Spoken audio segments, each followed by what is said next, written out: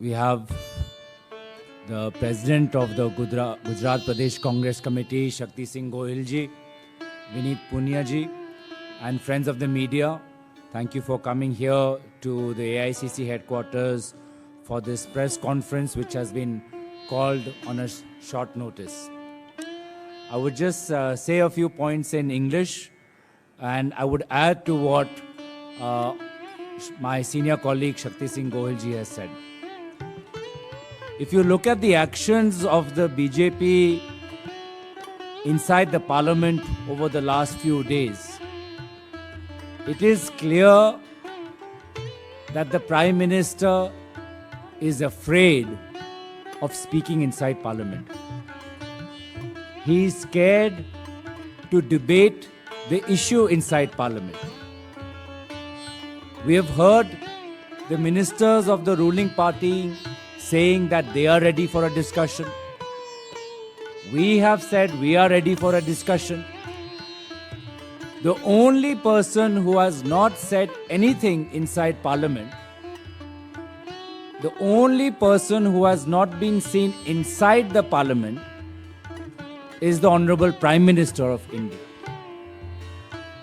So it is absolutely clear that the Prime Minister has no intention of raising the issue of Manipur inside the parliament. Now, what could that reason be? He will only know better. Is it because of the gross mismanagement of his central government and the state government? Is it the guilt that he has failed the people of Manipur? Or is it that he simply has no answers as to why he is allowing the Chief Minister of Manipur, N. Biren Singh, to continue in his position? He has absolutely no answers.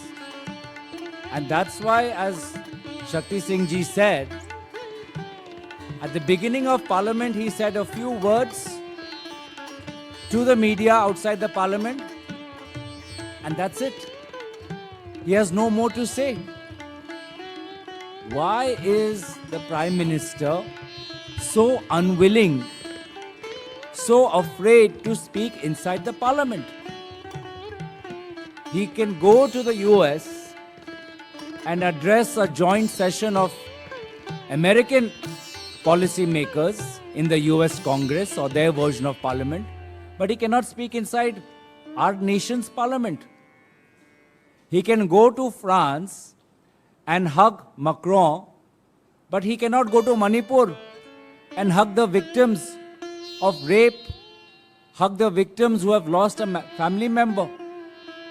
So it is absolutely clear, and especially from the statement today made by the Union Home Minister, that the BJP are shielding the Prime Minister from speaking inside Parliament. They just want a symbolic discussion. They want to treat Manipur as an ordinary law and order issue, and they want to have a regular discussion under 193 or under a separate rule in the Rajya Sabha, where the chairman or the speaker can curtail the time. And instead of having a broad-based discussion, instead of we, the people of India, asking the Prime Minister as to why has he not visited Manipur, as to why he is allowing this government to continue, we will not be allowed to raise these questions to the Prime Minister or hear his answers. So, not only the opposition parties, people of Manipur are protesting on the streets of Delhi. The daughters of Manipur, the daughters of India are protesting across the streets of Delhi, across the streets of major cities in India. They are saying, where is the Prime Minister? Daughters of India and daughters of Manipur are asking, why is the Prime Minister silent? At least to them, the Prime Minister should give some iota of respect and speak to their concerns inside Parliament. Prime Minister has not even the courtesy to meet his own party MLAs from Manipur. Before leaving for the US, his MLAs were camping in Delhi, wanting to raise the issue, but Prime Minister had no time for them. So is it a cold-hearted calculation, as Shakti Singh ji said, that his heart must be made of stone? Because otherwise, how can one show his back to the people of Manipur? He has simply shown his back. This is the Act East policy of BJP. Prime Minister says that nobody else has visited the Northeast as many times as I have visited. The BJP keep clapping themselves. And now when the Northeast needs him, he is nowhere to be found, nowhere to be seen. The role of a Prime Minister, the role of a leader, is to show personal leadership in a time of crisis, is to show a form of political outreach. There is no outreach, no leadership. He has outsourced everything to his BJP cabinet and BJP chief ministers, who are acting as bouncers.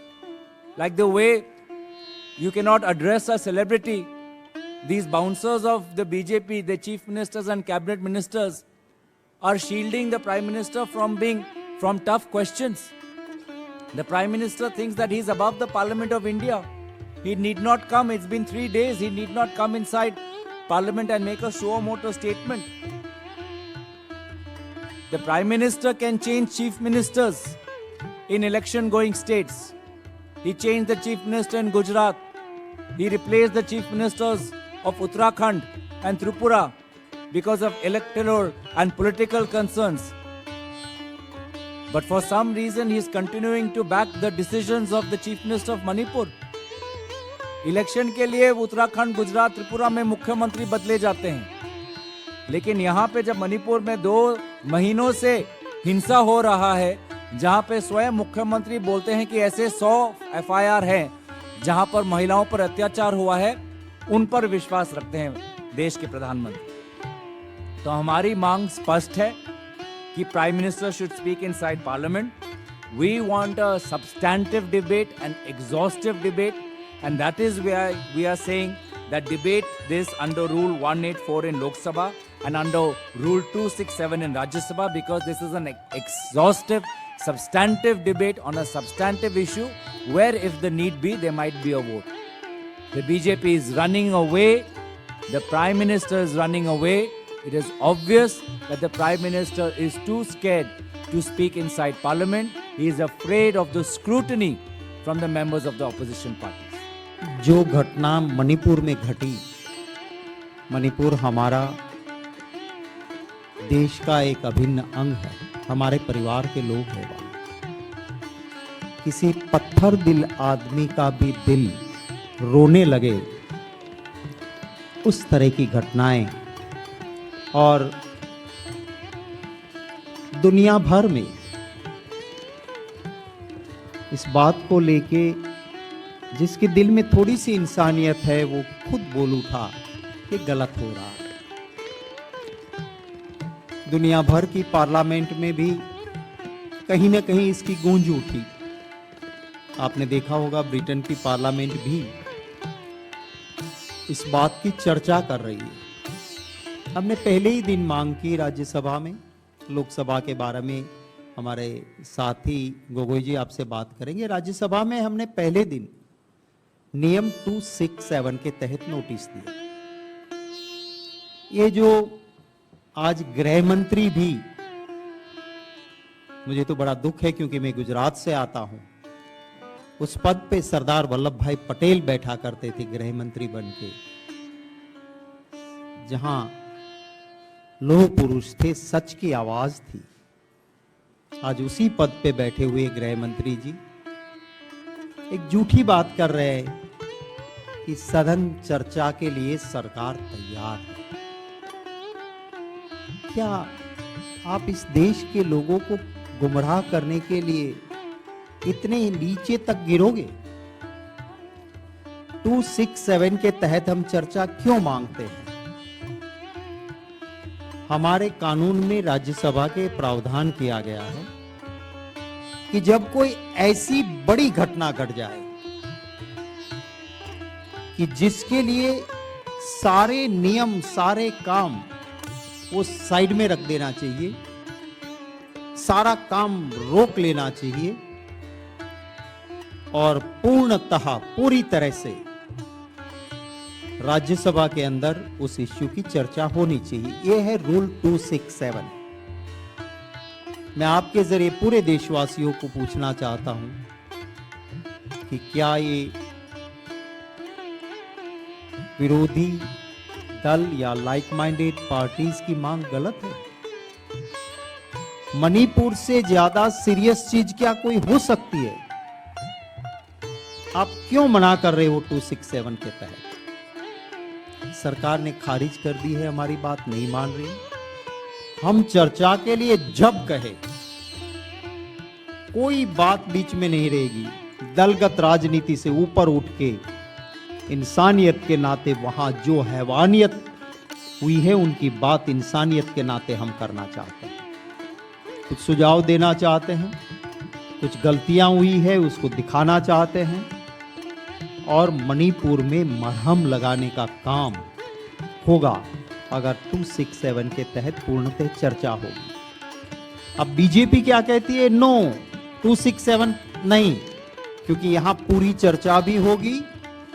जरूरत पड़ने पे हम voting भी मांग सकते हैं कि हमारा रेजोल्यूशन सही है या नहीं, वोटिंग कर लो। अब ये कहते हैं नो। ये कौन सी चर्चा की बात करते हैं? शॉर्ट ड्यूरेशन डिस्कशन, छोटी चर्चा। जब कोई बड़ा हादसा नहीं होता है तो 3 मेंबर लिख के, 1 मेंबर लिखता है, 2 सपोर्ट करता है और हमारा कानून कहता है कि इसकी छोटी सी चर्चा हो जाती है क्योंकि मामला गंभीर नहीं है। अगर सीरियस बात है 267, अगर छुटमुट की बात है 167, छोटी चर्चा। और छोटी चर्चा में क्या होगा? इन्होंने बीजेपी से नोटिस दिलवाएंगे, छोटी चर्चा के लिए नोटिस बीजेपी के एमपी देंगे और फिर उनका बयान और बाद में मंत्री जी का हवाबाजी वाला भाषण और फिर कह देंगे कि चलो मणिपुर पे चर्चा हो गई, फुटो। क्या ये बात हम कैसे मानेंगे? हमें हमारे मणिपुर के भाइयों बहनों के दुख दर्द की बात करनी है तो 267 चाहिए और 267 इसलिए चाहिए कि वहां पूर्णतः चर्चा, जरूरत पड़ने पे वोटिंग हो सकती है। ये हमारी मांग। अब और भी हम कॉम्प्रोमाइज करें, हमने कहा क्या ये आप बात रखिए अपनी पूर्णतः चर्चा के लिए, उसके लिए वो तैयार नहीं। पार्लियामेंट्री प्रोसीजर एंड प्रैक्टिस साफ लफ्जों में ये कहती है कि जब पार्लियामेंट शुरू हो तो चाहे प्रधानमंत्री जी हो या कोई भी मंत्री हो, पार्लियामेंट के फ्लोर पे उन्हें अपना स्टेटमेंट रखना चाहिए, ना कि पार्लियामेंट के बाहर। ये पार्लियामेंट्री प्रोसीजर एंड प्रैक्टिस कहती है। मोदी जी क्या करते हैं? मणिपुर जल रहा है, गृह मंत्री जी और प्रधानमंत्री जी कर्नाटक के चुनाव में लगे रहते हैं, उनको वक्त नहीं है। एक छोटी चिंगारी शुरू होती है, अगर सही वक्त पे उसका इलाज किया जाए कोई लंबा हादसा नहीं होता है। पर जब आप उसकी अनदेखी करते हो, जब आप उस पर राजनीति करते हो तो हालात कितने बिगड़ते हैं वो मणिपुर बोले नहीं। काफी दिन हो गए, पार्लियामेंट तो नहीं, पार्लियामेंट के बाहर भी नहीं बोले, जब सुप्रीम कोर्ट ने कहा कि matter is very serious, government act करे वरना हमें एक्ट करना पड़ेगा। जब सुप्रीम कोर्ट ये फटकार लगाती है तो देश के प्रधानमंत्री सदन के बाहर, पार्लियामेंट के बाहर कुछ सेकंड के लिए कहते हैं कि मुझे बहुत दर्द हुआ है, मुझे दिल में बड़ा क्रोध है। वो दर्द और क्रोध कब उठा? जब सुप्रीम कोर्ट ने फटकार लगाई। चाणक्य ने सही कहा है कि किसी शासक को यह अधिकार नहीं है, किसी शासक को यह अधिकार नहीं है कि वो पब्लिकली कहे कि मुझे दर्द हुआ या मुझे क्रोध आया। उनकी जिम्मेवारी है कि दर्द हो या क्रोध उठे, ऐसी घटना ना घटे, वो देखने का काम शासक का है। वो अपना धर्म, जो वाजपेयी जी ने भी कहा था कि मोदी जी अपना राजधर्म निभाओ, वो राजधर्म उन्होंने नहीं निभाया। पार्लियामेंट में कहने की बजाय पार्लियामेंट के बाहर बात की। आज राज्यसभा में एक और घटना घटी। काफी लोग पार्लियामेंट को कवर करते हैं, लाइव भी जाती है पार्लियामेंट। आपने देखा होगा कि चेयर के सामने जो भी है उनके लिए एक सा व्यवहार होता है। अरुण जेटली जी, सुषमा स्वराज जी विरोधी दल के नेता थे, कांग्रेस पावर में थी। दिनों के दिनों या पूरा सेशन 1 मिनट पार्लियामेंट नहीं चलने दी, और तब वो कहते थे कि पार्लियामेंट नहीं चलने देना भी एक पार्लियामेंट्री टैक्टिक है। ये विरोधी दल के पास एक ही हथियार होता है कि हाउस नहीं चलने दे, और वो ये भी कहते हैं कि हाउस चलाने की जिम्मेवारी पार्टी इन पावर की है, और ये उनको संघर्ष नहीं, संवाद करके हाउस चलाना चाहिए। ये भाजपा के नेता जब विरोधी दल में थे तब कहते थे। आज क्या हुआ? हम कहते हैं कि मणिपुर की चर्चा चाहिए 267 के तहत। आज तक की परंपरा है कि 267 पे डिसीजन पहले सुनाया जाता है, क्योंकि अगर उसको अलाउ करते हो तो दूसरी सारी चीजें रोकनी पड़ती है। आज जब चेयर ने 167 की नोटिस पढ़ना शुरू किया, मेंबर के साथ पॉलिटिकल पार्टी का नाम लेना शुरू किया और कांग्रेस की पार्टी का नाम नहीं बोले, तो सारे इंडिया के दल और कुछ ऐसे भी दल जो इंडिया में नहीं है, हमारे पार्टी के अलायंस में नहीं भी है, वो भी हमारे साथ जुड़े कि नहीं ये गलत हो रहा है। पूरा हाउस में आधे से ज्यादा मेंबर्स उत्तेजित थे कि क्या हो रहा है।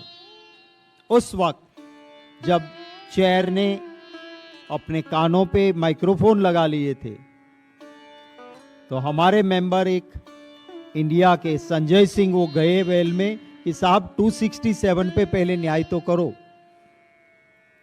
आज तक कभी ऐसा नहीं हुआ है कि सिर्फ गए बात करने, ना उन्होंने कोई कागज फाड़ा है, ना कहीं टेबल पे चढ़े हैं, ना कोई अनपार्लियामेंट्री वर्ड बोले हैं।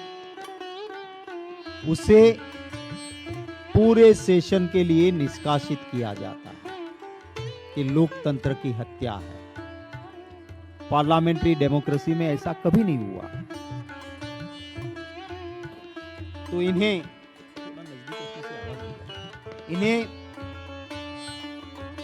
हम सरकार को कहना चाहते हैं कि आखिरी जनता जनार्दन है, सब देख रही है।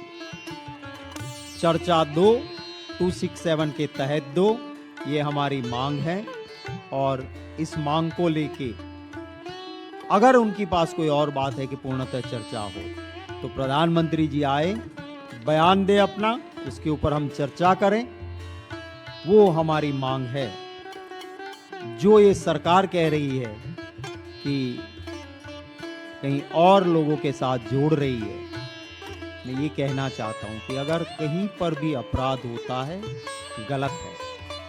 अपराधी कौन है, शासक किस राज्य का है, किस जाति किस मजहब से कोई लेना देना नहीं। लेकिन कहीं पे कोई घटना घटी है उसको मणिपुर के साथ जोड़ना वो मणिपुर का अपमान है, हमारे देश का अपमान है। और जिस राज्य को आप जोड़ रहे हो, मणिपुर के जो हादसे हुए हैं उसके साथ आप अगर, क्योंकि राजस्थान और छत्तीसगढ़ में कांग्रेस की सरकार है या वेस्ट बंगाल में उसको पसंद नहीं ऐसी सरकार है, तो उनके साथ जोड़ना ये उस प्रांत के हर नागरिक का भी अपमान है।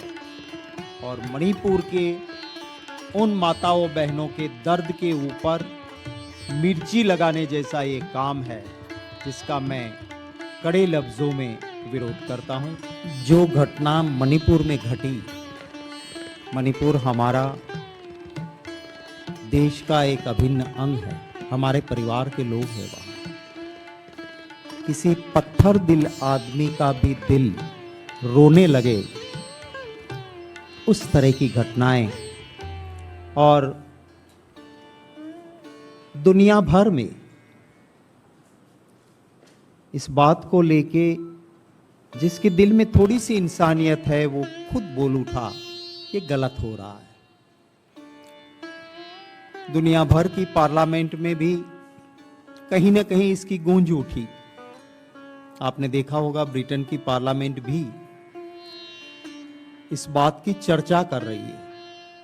हमने पहले ही दिन मांग की राज्यसभा में, लोकसभा के बारे में हमारे साथी गोगोई जी आपसे बात करेंगे। राज्यसभा में हमने पहले दिन नियम 267 के तहत नोटिस दिया। ये जो आज गृह मंत्री भी, मुझे तो बड़ा दुख है क्योंकि मैं गुजरात से आता हूं, उस पद पे सरदार वल्लभ भाई पटेल बैठा करते थे गृह मंत्री बनके, जहां लोह पुरुष थे, सच की आवाज थी। आज उसी पद पे बैठे हुए गृह मंत्री जी एक झूठी बात कर रहे हैं कि सघन चर्चा के लिए सरकार तैयार है। क्या आप इस देश के लोगों को गुमराह करने के लिए इतने नीचे तक गिरोगे? 267 के तहत हम चर्चा क्यों मांगते हैं? हमारे कानून में राज्यसभा के प्रावधान किया गया है कि जब कोई ऐसी बड़ी घटना घट जाए कि जिसके लिए सारे नियम, सारे काम वो साइड में रख देना चाहिए, सारा काम रोक लेना चाहिए और पूर्णतः पूरी तरह से राज्यसभा के अंदर उस इश्यू की चर्चा होनी चाहिए। यह है रूल 267। मैं आपके जरिए पूरे देशवासियों को पूछना चाहता हूं कि क्या ये विरोधी दल या लाइक माइंडेड पार्टीज की मांग गलत है? मणिपुर से ज्यादा सीरियस चीज क्या कोई हो सकती है? आप क्यों मना कर रहे हो 267 के तहत? सरकार ने खारिज कर दी है, हमारी बात नहीं मान रही। हम चर्चा के लिए जब कहे, कोई बात बीच में नहीं रहेगी। दलगत राजनीति से ऊपर उठ के इंसानियत के नाते वहां जो हैवानियत हुई है उनकी बात इंसानियत के नाते हम करना चाहते हैं। कुछ सुझाव देना चाहते हैं, कुछ गलतियां हुई है उसको दिखाना चाहते हैं और मणिपुर में मरहम लगाने का काम होगा अगर 267 के तहत पूर्णतः चर्चा होगी। अब बीजेपी क्या कहती है? नो, 267 नहीं, क्योंकि यहां पूरी चर्चा भी होगी। जरूरत पड़ने पे हम वोटिंग भी मांग सकते हैं कि हमारा रेजोल्यूशन सही है या नहीं, वोटिंग कर लो। अब ये कहते हैं नो। ये कौन सी चर्चा की बात करते हैं? शॉर्ट ड्यूरेशन डिस्कशन, छोटी चर्चा। जब कोई बड़ा हादसा नहीं होता है तो 3 मेंबर लिख के, 1 मेंबर लिखता है, 2 सपोर्ट करता है और हमारा कानून कहता है कि इसकी छोटी सी चर्चा हो जाती है क्योंकि मामला गंभीर नहीं है। अगर सीरियस बात है 267, अगर छुटमुट की बात है 167, छोटी चर्चा। और छोटी चर्चा में क्या होगा? इन्होंने बीजेपी से नोटिस दिलवाएंगे छोटी चर्चा के लिए नोटिस बीजेपी के एमपी देंगे और फिर उनका बयान और बाद में मंत्री जी का हवाबाजी वाला भाषण और फिर कह देंगे कि चलो मणिपुर पे चर्चा हो गई, फुटो। क्या ये बात हम कैसे मानेंगे? हमें हमारे मणिपुर के भाइयों बहनों के दुख दर्द की बात करनी है तो 267 चाहिए, और 267 इसलिए चाहिए कि वहां पूर्णतः चर्चा, जरूरत पड़ने पे वोटिंग हो सकती है। ये हमारी मांग।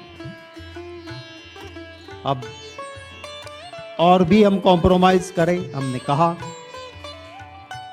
क्या ये आप बात रखिए अपनी पूर्णतः चर्चा के लिए, उसके लिए वो तैयार नहीं। पार्लियामेंट्री प्रोसीजर एंड प्रैक्टिस साफ लफ्जों में ये कहती है कि जब पार्लियामेंट शुरू हो तो चाहे प्रधानमंत्री जी हो या कोई भी मंत्री हो, पार्लियामेंट के फ्लोर पे उन्हें अपना स्टेटमेंट रखना चाहिए, ना कि पार्लियामेंट के बाहर। ये पार्लियामेंट्री प्रोसीजर एंड प्रैक्टिस कहती है। मोदी जी क्या करते हैं? मणिपुर जल रहा है, गृह मंत्री जी और प्रधानमंत्री जी कर्नाटक के चुनाव में लगे रहते हैं, उनको वक्त नहीं है। एक छोटी चिंगारी शुरू होती है, अगर सही वक्त पे उसका इलाज किया जाए कोई लंबा हादसा नहीं होता है। पर जब आप उसकी अनदेखी करते हो, जब आप उस पे राजनीति करते हो, तो हालात कितने बिगड़ते हैं वो मणिपुर बोले नहीं। काफी दिन हो गए, पार्लियामेंट तो नहीं, पार्लियामेंट के बाहर भी नहीं बोले, जब सुप्रीम कोर्ट ने कहा कि matter is very serious, government act करे वरना हमें एक्ट करना पड़ेगा।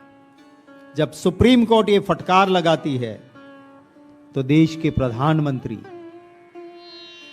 सदन के बाहर, पार्लियामेंट के बाहर कुछ सेकंड के लिए कहते हैं कि मुझे बहुत दर्द हुआ है, मुझे दिल में बड़ा क्रोध है। वो दर्द और क्रोध कब उठा? जब सुप्रीम कोर्ट ने फटकार लगाई। चाणक्य ने सही कहा है कि किसी शासक को यह अधिकार नहीं है, किसी शासक को यह अधिकार नहीं है कि वो पब्लिकली कहे कि मुझे दर्द हुआ या मुझे क्रोध आया। उनकी जिम्मेवारी है कि दर्द हो या क्रोध उठे, ऐसी घटना ना घटे, वो देखने का काम शासक का है। वो अपना धर्म, जो वाजपेयी जी ने भी कहा था कि मोदी जी अपना राजधर्म निभाओ, वो राजधर्म उन्होंने नहीं निभाया। पार्लियामेंट में कहने की बजाय पार्लियामेंट के बाहर बात की। आज राज्यसभा में एक और घटना घटी। काफी लोग पार्लियामेंट को कवर करते हैं, लाइव भी जाती है पार्लियामेंट। आपने देखा होगा कि चेयर के सामने जो भी है उनके लिए एक सा व्यवहार होता है।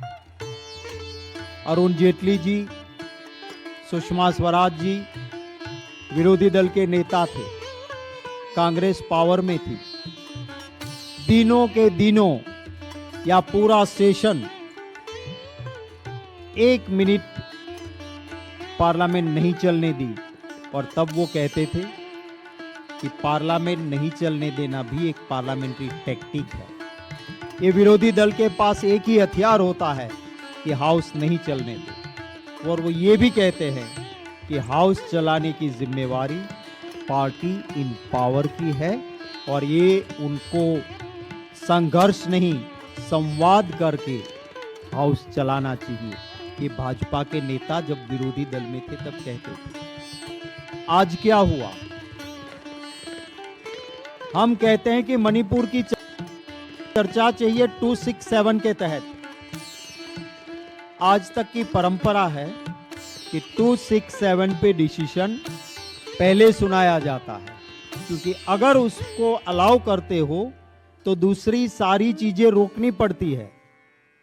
आज जब चेयर ने 167 की नोटिस पढ़ना शुरू किया, मेंबर के साथ पॉलिटिकल पार्टी का नाम लेना शुरू किया और कांग्रेस की पार्टी का नाम नहीं बोले, तो सारे इंडिया के दल और कुछ ऐसे भी दल जो इंडिया में नहीं है, हमारे पार्टी के अलायंस में नहीं भी है, वो भी हमारे साथ जुड़े कि नहीं ये गलत हो रहा है। पूरा हाउस में आधे से ज्यादा मेंबर्स उत्तेजित थे कि क्या हो रहा है। उस वक्त जब चेयर ने अपने कानों पे माइक्रोफोन लगा लिए थे, तो हमारे मेंबर एक इंडिया के संजय सिंह वो गए वेल में कि साहब 267 पे पहले न्याय तो करो। आज तक कभी ऐसा नहीं हुआ है कि सिर्फ गए बात करने, ना उन्होंने कोई कागज फाड़ा है, ना कहीं टेबल पे चढ़े हैं, ना कोई अनपार्लियामेंट्री वर्ड बोले हैं। उसे पूरे सेशन के लिए निष्कासित किया जाता है। ये लोकतंत्र की हत्या है। पार्लियामेंट्री डेमोक्रेसी में ऐसा कभी नहीं हुआ। तो इन्हें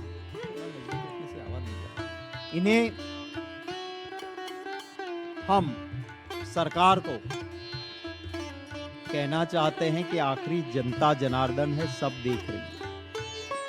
चर्चा दो, 267 के तहत दो, ये हमारी मांग है। और इस मांग को लेके अगर उनके पास कोई और बात है कि पूर्णतः चर्चा हो, तो प्रधानमंत्री जी आए, बयान दे अपना, उसके ऊपर हम चर्चा करें। वो हमारी मांग है। जो ये सरकार कह रही है कि कहीं और लोगों के साथ जोड़ रही है, मैं ये कहना चाहता हूं कि अगर कहीं पर भी अपराध होता है, गलत है। अपराधी कौन है, शासक किस राज्य का है, किस जाति, किस मजहब से कोई लेना देना नहीं। लेकिन कहीं पे कोई घटना घटी है, उसको मणिपुर के साथ जोड़ना, वो मणिपुर का अपमान है, हमारे देश का अपमान है। और जिस राज्य को आप जोड़ रहे हो, मणिपुर के जो हादसे हुए हैं उसके साथ आप अगर, क्योंकि राजस्थान और छत्तीसगढ़ में कांग्रेस की सरकार है या वेस्ट बंगाल में उसको पसंद नहीं ऐसी सरकार है, तो उनके साथ जोड़ना ये उस प्रांत के हर नागरिक का भी अपमान है। और मणिपुर के उन माताओं बहनों के दर्द के ऊपर मिर्ची लगाने जैसा ये काम है, जिसका मैं कड़े लफ्ज़ों में विरोध करता हूं। मैं अनुरोध करता हूं हमारे साथी गोगोई जी को, वो लोकसभा में जो बात हुई है उनकी बात आपके सामने रखेंगे और बाद में आपके कोई सवाल होंगे तो उनका स्वागत रहेगा।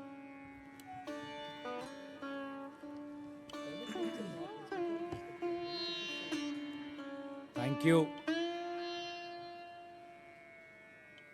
We have the President of the Gujarat Pradesh Congress Committee, Shakti Singh Goyal ji, Vineet Punia ji, and friends of the media. Thank you for coming here to the AICC headquarters for this press conference which has been called on a short notice. I would just say a few points in English, and I would add to what my senior colleague Shakti Singh Goyal ji has said. If you look at the actions of the BJP inside the parliament over the last few days, it is clear that the Prime Minister is afraid of speaking inside parliament. He is scared to debate the issue inside parliament. We have heard the ministers of the ruling party saying that they are ready for a discussion. We have said we are ready for a discussion. The only person who has not said anything inside parliament, the only person who has not been seen inside the parliament is the Honorable Prime Minister of India. So it is absolutely clear that the Prime Minister has no intention of raising the issue of Manipur inside the Parliament. Now, what could that reason be? He will only know better. Is it because of the gross mismanagement of his central government and the state government? Is it the guilt that he has failed the people of Manipur? Or is it that he simply has no answers as to why he is allowing the Chief Minister of Manipur, N. Biren Singh, to continue in his position? He has absolutely no answers. And that's why, as Shakti Singh ji said, at the beginning of Parliament, he said a few words to the media outside the Parliament, and that's it. He has no more to say. Why is the Prime Minister so unwilling, so afraid to speak inside the Parliament? He can go to the US and address a joint session of American policymakers in the US Congress or their version of Parliament, but he cannot speak inside our nation's Parliament. He can go to France and hug Macron, but he cannot go to Manipur and hug the victims of rape, hug the victims who have lost a family member. So it is absolutely clear, and especially from the statement today made by the Union Home Minister, that the BJP are shielding the Prime Minister from speaking inside Parliament. They just want a symbolic discussion, as Shakti Singh ji said, a short duration discussion. They want to treat Manipur as an ordinary law and order issue, and they want to have a regular discussion under 193 or under a separate rule in the Rajya Sabha, where the chairman or the speaker can curtail the time. And instead of having a broad-based discussion, instead of we, the people of India, asking the Prime Minister as to why has he not visited Manipur, as to why he is allowing this government to continue, we will not be allowed to raise these questions to the Prime Minister or hear his answers. So, not only the opposition parties, people of Manipur are protesting on the streets of Delhi. The daughters of Manipur, the daughters of India are protesting across the streets of Delhi, across the streets of major cities in India. They are saying, where is the Prime Minister? Daughters of India and daughters of Manipur are asking, why is the Prime Minister silent? At least to them, the Prime Minister should give some iota of respect and speak to their concerns inside Parliament. Prime Minister has not even the courtesy to meet his own party MLAs from Manipur. Before leaving for the US, his MLAs were camping in Delhi, wanting to raise the issue, but Prime Minister had no time for them. So is it a cold-hearted calculation, as Shakti Singh ji said, that his heart must be made of stone? Because otherwise, how can one show his back to the people of Manipur? He has simply shown his back. This is the activist policy of BJP. Prime Minister says that nobody else has visited the Northeast as many times as I have visited. The BJP keep clapping themselves. And now when the Northeast needs him, he is nowhere to be found, nowhere to be seen. The role of a Prime Minister, the role of a leader, is to show personal leadership in a time of crisis, is to show a form of political outreach. There is no outreach, no leadership. He has outsourced everything to his BJP cabinet and BJP chief ministers who are acting as bouncers. Like the way you cannot address a celebrity, these bouncers of the BJP, the chief ministers and cabinet ministers, are shielding the Prime Minister from tough questions. The Prime Minister thinks that he's above the Parliament of India. He need not come. It's been 3 days. He need not come inside Parliament and make a show moto statement. The Prime Minister can change chief ministers in election going states. He changed the chief minister in Gujarat. He replaced the chief ministers of Uttarakhand and Tripura because of electoral and political concerns. But for some reason, he is continuing to back the decisions of the chief minister of Manipur. Election के लिए उत्तराखंड, गुजरात, त्रिपुरा में मुख्यमंत्री बदले जाते हैं, लेकिन यहाँ पे जब मणिपुर में 2 महीनों से हिंसा हो रहा है, जहाँ पे स्वयं मुख्यमंत्री बोलते हैं कि ऐसे 100 FIR हैं जहाँ पर महिलाओं पर अत्याचार हुआ है, उन पर विश्वास रखते हैं देश के प्रधानमंत्री। तो हमारी मांग स्पष्ट है कि prime minister should speak inside parliament. We want a substantive debate and exhaustive debate, and that is why we are saying that debate this under Rule 184 in Lok Sabha and under Rule 267 in Rajya Sabha, because this is an exhaustive, substantive debate on a substantive issue where, if the need be, there might be a vote. The BJP is running away. The Prime Minister is running away.